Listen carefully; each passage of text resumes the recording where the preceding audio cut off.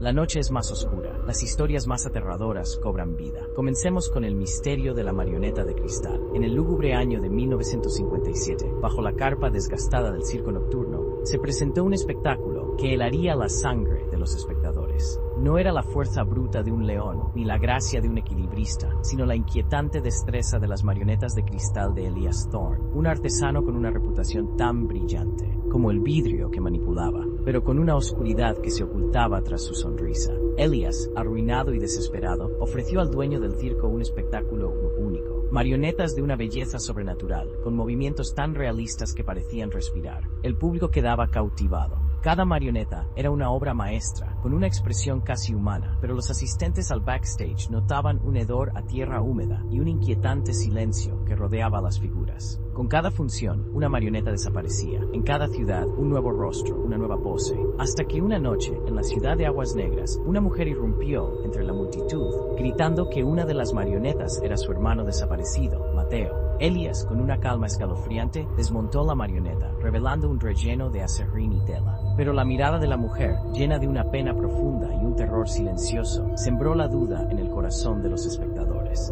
Los rumores se extendieron como una plaga. Se decía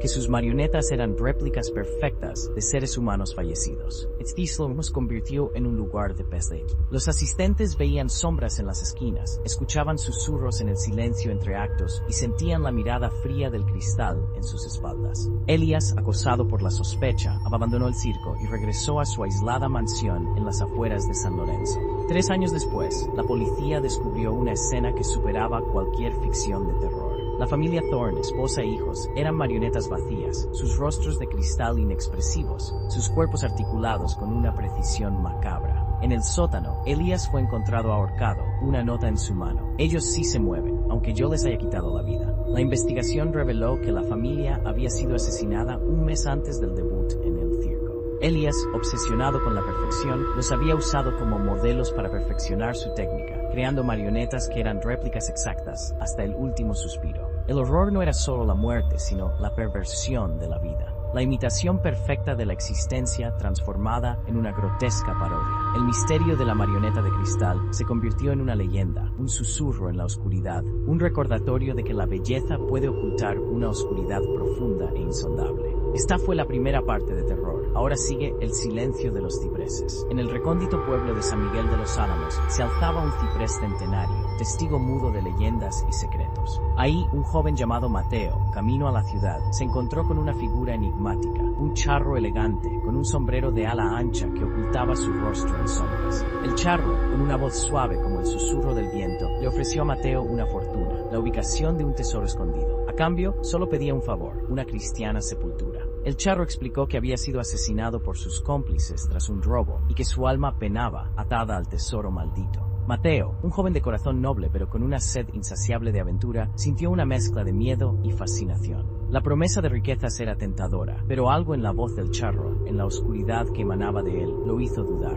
El charro reveló que el tesoro estaba enterrado bajo el mismo ciprés, guardado en un cofre de hierro forjado. Hablaba de oro y joyas, de una fortuna que cambiaría la vida de Mateo para siempre. Pero también confesó sus crímenes, las vidas que había arrebatado sin remordimiento. Sus palabras eran un susurro, un lamento que se mezclaba con el susurro de las hojas del ciprés. Mateo escuchó, observando la oscuridad en los ojos del charro, la sombra de la muerte que lo rodeaba. Vio en su rostro, a pesar de la máscara del sombrero, una profunda tristeza, una desesperación que traspasaba la barrera del más allá. Mateo se enfrentó a una decisión terrible. La tentación del tesoro era inmensa, pero el peso de la sangre derramada era demasiado grande. Rechazó la oferta del charro, no por falta de ambición, sino por un profundo sentido de justicia. No quería una fortuna manchada de sangre, una riqueza construida sobre el sufrimiento de otros. El charro, sorprendido por la negativa, dejó escapar un suspiro que parecía llevar consigo siglos de dolor y arrepentimiento. Su figura se desvaneció lentamente, absorbida por la sombra del ciprés, dejando a Mateo solo con el silencio de los árboles y el eco de una decisión que le daría paz, aunque no le traería riquezas. El tesoro permaneció bajo la tierra, un recordatorio de las consecuencias del mal.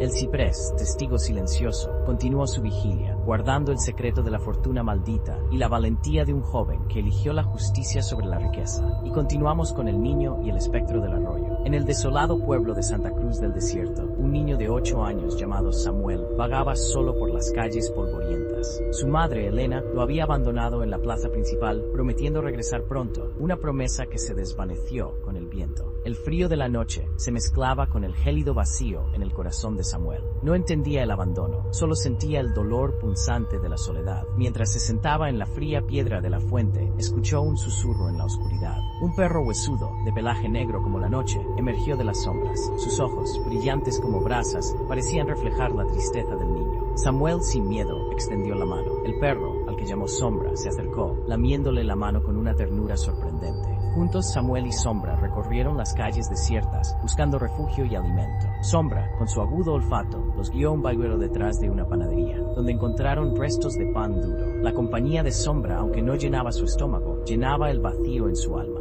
Una noche, mientras dormían bajo un puente, Samuel escuchó un lamento. Era un sonido suave, casi imperceptible, que parecía provenir del arroyo cercano. Sombra se puso alerta, gruñendo levemente. Samuel, impulsado por la curiosidad y el miedo, se acercó al arroyo. La fuente del lamento era una figura fantasmal, una mujer pálida y translúcida que se reflejaba en el agua oscura. Era Elena, el espectro de su madre. Su alma presa en el arroyo por un pacto con fuerzas oscuras. Elena le explicó que había hecho un trato para obtener riqueza y seguridad, pero el precio era su alma, condenada a vagar hasta que alguien la liberara. Samuel, a pesar del terror, sintió una punzada de compasión.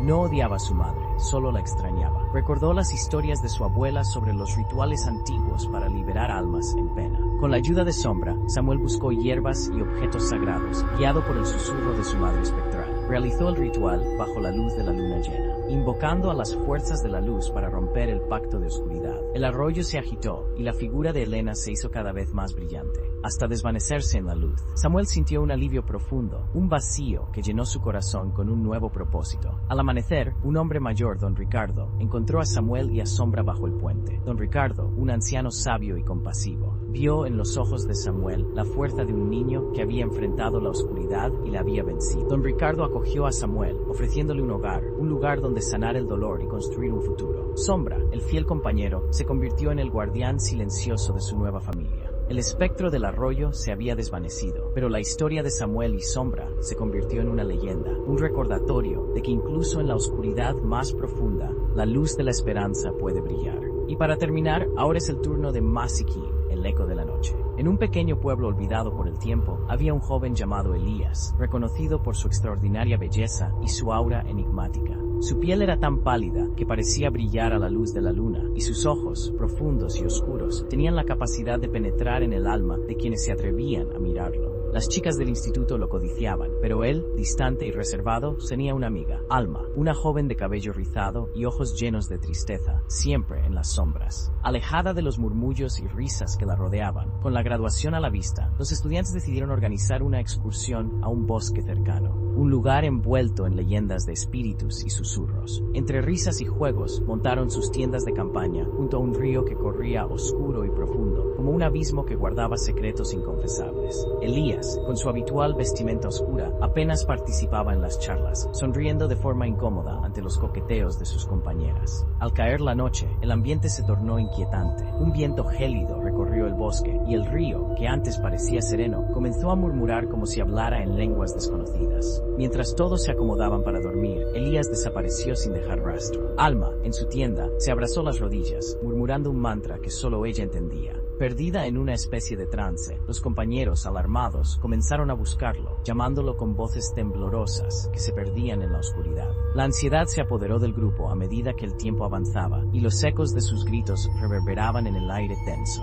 Fue casi al amanecer cuando, por fin, encontraron el cuerpo de Elías en el agua helada, de pie, con los ojos en blanco, y una expresión serena que contrastaba con el horror de su situación. Sus brazos estaban cruzados sobre su pecho, como si hubiera encontrado paz en la muerte. Algunos afirmaron haber visto en la penumbra una sombra oscura que emergía del río, con cuernos retorcidos y una risa burlona que resonaba en sus oídos, pero al acercarse, solo encontraron el cuerpo inerte de su amigo. La noticia se esparció rápidamente, pero el verdadero horror comenzó cuando Alma, consumida por la culpa y el terror, terror, empezó a murmurar que todo había sido consecuencia de un pacto fallido, con una entidad oscura que habían invocado días antes en un juego descabellado. Mientras sus compañeros luchaban por entender lo sucedido, Alma se convirtió en un espectro en sí misma, atrapada entre la culpa y la locura, repitiendo una y otra vez que Elías no estaba realmente muerto, que su esencia había quedado atrapada en el río, clamando por venganza. La noche se convirtió en un eco constante de susurros, y el bosque, antes lugar de risas, se tornó en un laberinto de sombras y miedo. La historia de Elías y Alma se transformó en una leyenda macabra, un recordatorio de que el terror no siempre reside en lo visible, sino en los ecos de nuestras decisiones, en las sombras que se arrastran detrás de nosotros, esperando el momento adecuado para cobrar su precio. Y así, el pueblo nunca olvidó a Masiki,